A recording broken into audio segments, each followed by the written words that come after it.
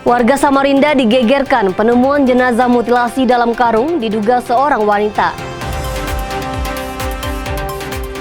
Soroti antrean panjang BBM meski stok disebut aman, Ketua Komisi 5 DPR minta Pertamina evaluasi SPBU. Isi libur Lebaran, pemudik padati wisata susur sungai di Banjarmasin. Lepat lau dan buras, sajian khas saat Lebaran warga Bugis di Desa Kuala Dua Kuburaya.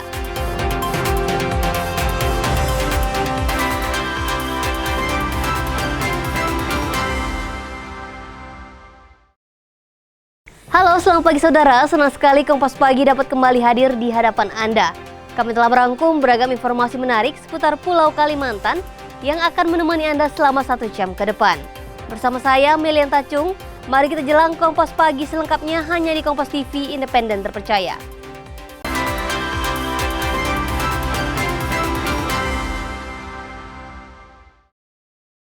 Kita menuju ke sorotan yang pertama.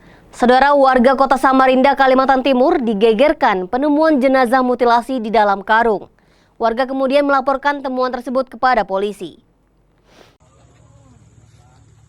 Warga di kawasan Jalan Gunung Pelandu, Kelurahan Sempaja Utara, Samarinda, dikejutkan dengan jenazah dalam karung pada Sabtu siang 21 Maret. Bermula saat 2 anak tengah berjalan di kawasan tersebut dan melihat potongan tubuh berada di pinggir jalan semak belukar. Warga kemudian melapor ke RT dan polisi yang langsung menggelar olah TKP awal. Potongan tubuh lainnya juga ditemukan dengan jarak sekitar 100 meter dari lokasi penemuan awal terbungkus karung. Informasi yang saya dapat pertama yaitu tadi ada warga ke rumah. Nah, terus sebelumnya memang ada anak-anak 2 orang menemukan tangan dan bagian badan yang terputus layang dan melapor ke warga terdekat yaitu Pak Suwono. Terus pihak keluarga Pak Suwono mengabari saya di rumah, lalu kami menuju ke sini. Dari hasil olah TKP awal, polisi membawa 2 kantong jenazah berisi potongan tubuh ke Rumah Sakit AW Syahrani untuk diotopsi. Data sementara, jasad tersebut adalah wanita tanpa identitas. Kalau identitas korban sementara itu masih belum diketahui identitasnya. Kalau kelaminnya komandan? Ya, Kelaminnya? kalau untuk sementara ini kita belum diketahui karena masih dalam proses identifikasi. Semua organ tubuhnya ditemukan komandan? Untuk sementara organ tubuh kita temukan semua. Barang bukti yang lain ditemukan di TKP apa aja? Itu berupa pakaian korban, 2 karung, itu yang membungkus jenazah. Polisi kini masih terus menyelidiki dan berupaya mengungkap siapa pelaku beserta motifnya. Rijal Mustafa, Jasmine Japar, Kompas TV, Samarinda, Kalimantan Timur.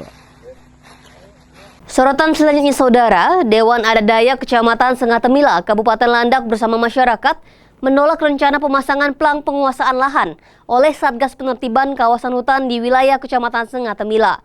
DAD menilai pemasangan plang ini dapat berdampak pada penggerusan hutan adat. Penolakan tersebut ditunjukkan dengan pemasangan adat Pamabaknu di Sekretariat DAD Sengatemila, Dusun Bintang, Desa Pahauman. Selain pemasangan adat, turut pula disampaikan pernyataan sikap oleh tokoh masyarakat, tokoh adat, dan para petinggi Timanggong. Seluruh unsur masyarakat adat Kecamatan Sengatemila yang terdiri dari 14 desa dan 17 binua ketimanggongan menolak adanya izin dan kegiatan pertambangan, serta menolak adanya kegiatan pemasangan patok atau plang Satgas PKH di kawasan tanah adat. DAD meminta pemerintah segera mencabut izin pertambangan di kawasan tanah ulayat adat dan membatalkan rencana kegiatan Satgas PKH. Dan kami orang Dayak nabang kayu sakayu ilegal lagi. Sekarang masuk lagi HGU perkebunan. Juga kami dibodohi sampai dekat kampung, dekat perkampungan, dekat sungai, dekat segala gunung, dekat Nampua Panyugu segala di Pamuat Kapur. Dian mau masuk lagi pertambangan. Kak Mai Dayak Dian Badiam lagi. Khususnya generasi kami. Nape dulu tahun 70-an itu HPH itu. Hak pengelolaan hutan. Habis di Babat, Kalimantan. Yang juga jadi sorotan saudara, Ketua Komisi 5 DPR RI Lazarus turut menyoroti fenomena antrean panjang BBM di SPBU beberapa waktu terakhir. Lazarus meminta Pertamina evaluasi SPBU yang dinilai tidak mampu menjalankan tugas dengan baik. Lazarus menyebut dua permasalahan yang memicu antrean panjang BBM di sejumlah SPBU di Kalimantan Barat beberapa waktu terakhir, meski BBM tidak langka dan stok cukup. Pertama, SPBU membuat order atau pesanan ke Pertamina, namun tidak membayar DO, sehingga Pertamina tidak bisa menyalurkan minyak. Sementara yang kedua, karena bertepatan dengan hari raya, jumlah armada berkurang akibat banyak sopir yang memilih libur. Lazarus meminta kepada Pertamina untuk menutup SPBU yang dianggap tidak kompatibel atau tidak mampu menjalankan tugasnya dengan baik menyalurkan BBM ke masyarakat. Tidak dua masalah.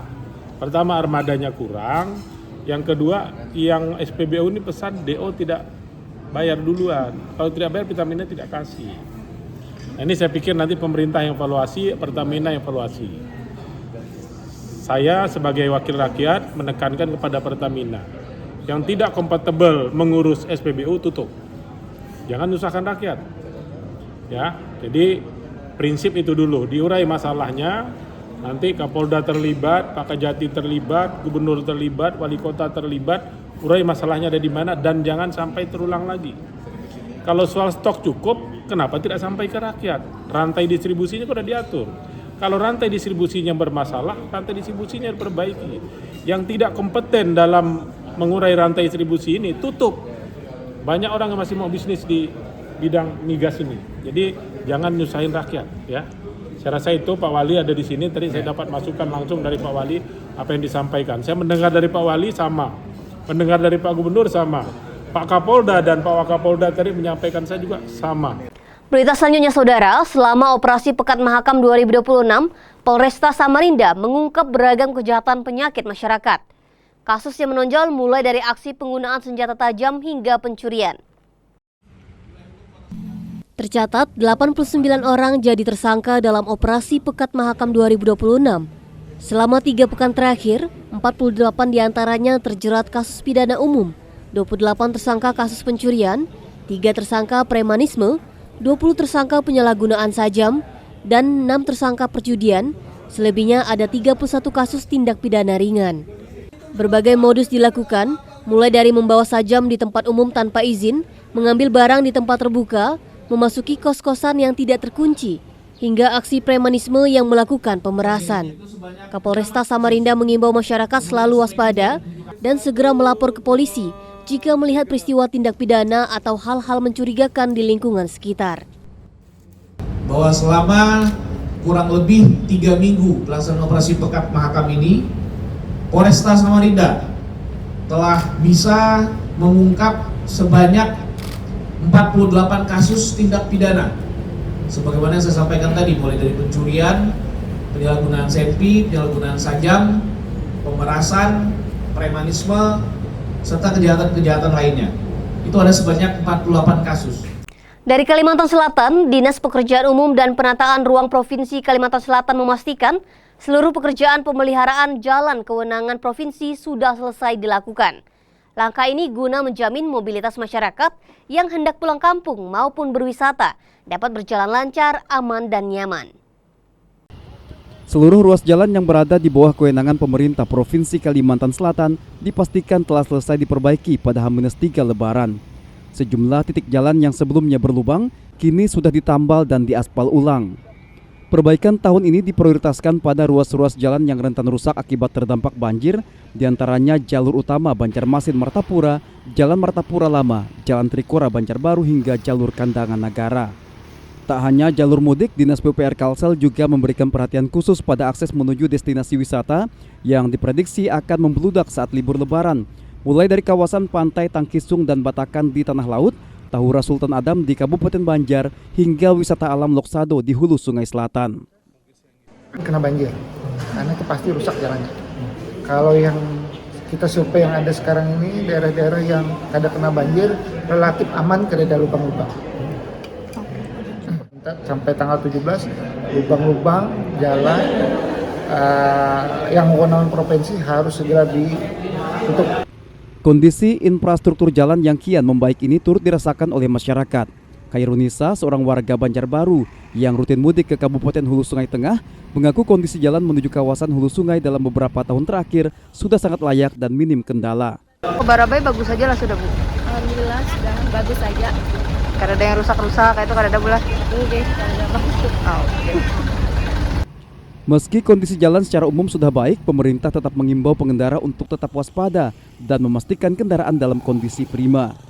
Pemeliharaan rutin seperti pembersihan bahu jalan akan terus dilakukan guna memastikan tidak ada gangguan visual bagi pengendara saat perjalanan di malam hari. Nabila Ceva, Kompas TV, Banjarbaru, Kalimantan Selatan. Warga antusias hadiri open house Bupati Kuburaya. Informasi lengkapnya akan kami hadirkan usai jeda. Tetaplah bersama kami di Kompas Pagi.